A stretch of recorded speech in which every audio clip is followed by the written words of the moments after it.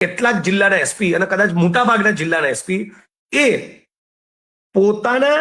જ્યુરિસ્ડિક્શનના પોતાના જિલ્લાના સૌથી મોટા નંબર 1 ક્રિમિનલ છે. ચરસમાંથી કમાય, ગાંજામાંથી કમાય, ડ્રગ્સમાંથી કમાય, દારૂમાંથી કમાય, જમીનના કોઠા કબાડામાંથી કમાય, માઇનિંગમાંથી કમાય, એફઆઈઆર ના પૈસા નહીં, એફઆઈઆર ના પૈસા, મારવાના પૈસા નહીં, મારવાના પૈસા, ચાર્જશીટના પૈસા નહીં, ચાર્જશીટના પૈસા, રિમાન્ડના પૈસા નહીં, રિમાન્ડના પૈસા, બીજા પોતાના કલીગ જે છે એ ખોટું કરે